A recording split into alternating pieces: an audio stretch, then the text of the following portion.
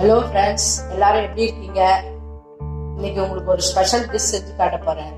அது என்னன்னா mushroom gravy. பாருங்க, மஷ்ரூம் கிரேவி செஞ்சு காட்ட போறேன். அதுக்கு தேவையான பொருட்கள் என்னென்னு பாருங்க.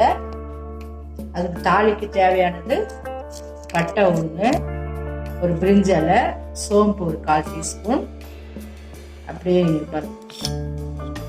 தனியாத்தூள், மிளகாய்த்தூள், மஞ்சத்தூள், கரம் மசாலா பவுடர், தேவையான அளவு உப்பு, நறுக்கின வெங்காயம், பெரிய வெங்காயம் 1, தக்காளி பழம் 2 பழம், பெரிய தக்காளி பழம் 2 எடுத்துக்கிறோம், இஞ்சி பூண்டு பேஸ்ட்டு, ஒரு பச்சை மிளகாய் இந்த மாதிரி கட் பண்ணி வச்சுக்க, தாளிக்கு கருவேப்பிலை, கொத்தமல்லி, தேவையான அளவு எண்ணெய்.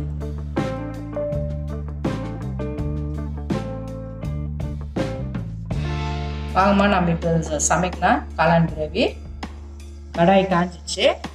இப்போ இவ்வளோ அளவுக்கு எண்ணெய் சின்ன பட்டை, சோம்பு,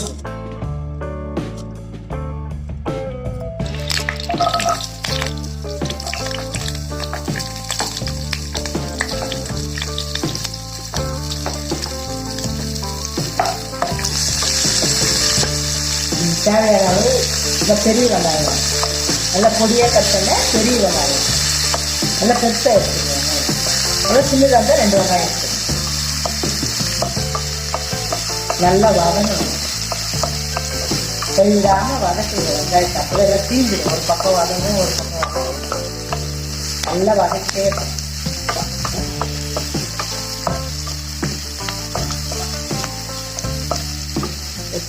கருவேப்பிலையும் ஒரு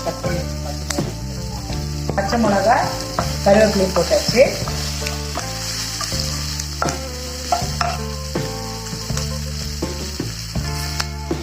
தக்காளி பழம் 2 பெரிய தக்காளி பழம். வெங்காயம் தக்காளி சீக்கிரம் வதங்கிறதுக்காக நம்ம லேசாக சால்ட் போட்டுக்கலாம்.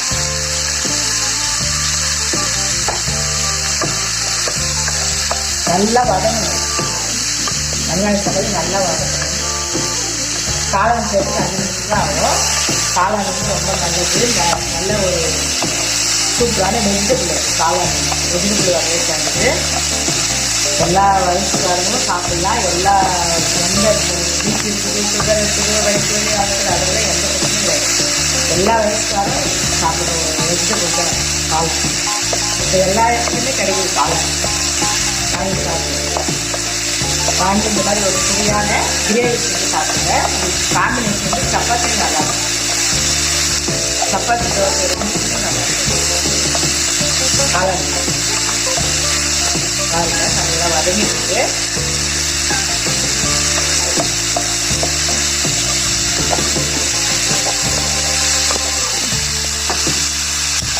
கொஞ்ச நேரம் வதங்க.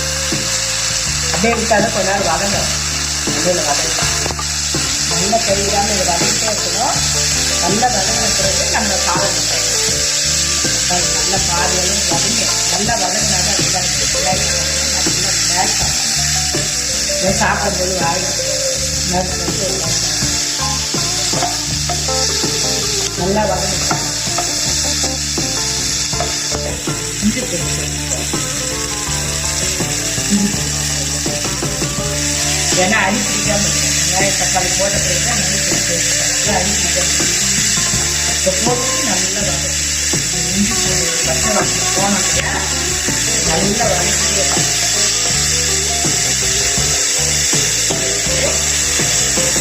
நல்லா வதக்கியாச்சு. இப்போ நம்ம கட் பண்ணி வைக்கிற காளான் ஒரு பேக்கெட்டு தான். எல்லா இடத்துலையுமே கிடைக்குது. ஒரு பேக்கெட் 200 கிராம் அளவு. அதே 200 கிராம் அளவு. இந்த மாதிரி கட் பண்ணிட்டு நல்லா இருக்கும். சாப்பிடும் குழந்தைங்க எடுத்து பீஸாக சாப்பிட்றதுக்கு நல்லாயிருக்கும். பார்க்கறதுக்கு அழகாக இருக்கும். இந்த மாதிரி நல்லா ஃப்ரெஷ்ஷான புது காலம்லாம் பார்த்துக்கலாம். நல்லா இருக்கும். நல்லா இஷ்டம்.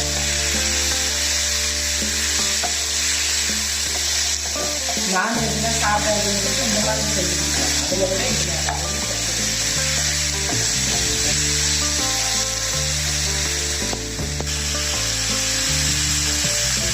கிரேவிக்கு தேவையான 2 ஸ்பூன் மிளகாத்தூள்,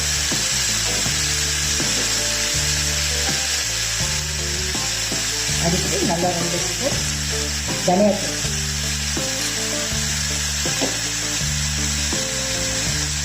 கொஞ்சமாக மஞ்சள் தூள்.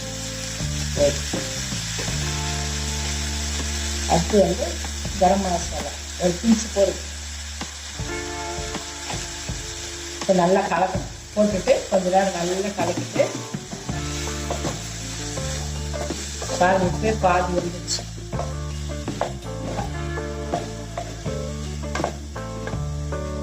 இந்த ஸ்டேஜில் நம்ம இன்னும் கொஞ்சம் இறங்கி உப்பு போட்டு இல்லையா, கிரேவிக்கு தேவையான உப்பு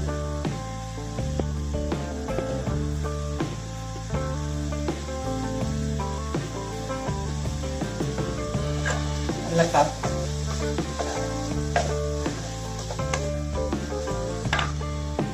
தேவையான அளவு தண்ணி போட்டுருங்க. இது பாருங்க, இந்த அளவுக்கு போட்டு கிரேவி வேணும் இல்லையா, இந்த அளவுக்கு போடுங்க. தேவையான அளவு தண்ணி போட்டாச்சு, எல்லாமே போட்டாச்சு.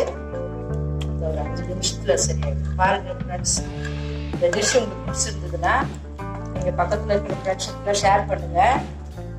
இந்த சேனலுக்கு நீங்க வந்திருந்தீங்கன்னா சப்ஸ்கிரைப் பண்ணுங்க. உங்க கமெண்ட்ஸ் எல்லாம் எனக்கு சொல்லுங்க. ஏதாவது டவுட் இருந்தா கேளுங்க. பாருங்க ரெடி ஆயிடுச்சு. எல்லாருமே சாப்பிடுங்க. சூப்பரா இருக்கு. சப்பாத்திக்கு சூப்பர் காம்பினேஷன். பாருங்க 5 நிமிஷம் தான் செய்யணும். கட் பண்ணி வச்சுட்டா கரெக்டா 5 மினிட்ஸ் ரெடி. உப்பு பார்த்து உப்பு எல்லாமே நல்லா இருக்கு.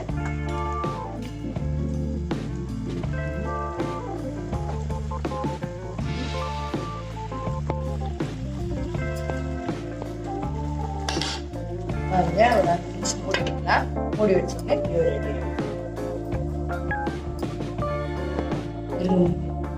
மூடி திறந்து பார்க்கலாம். கிரேவி பாருங்க.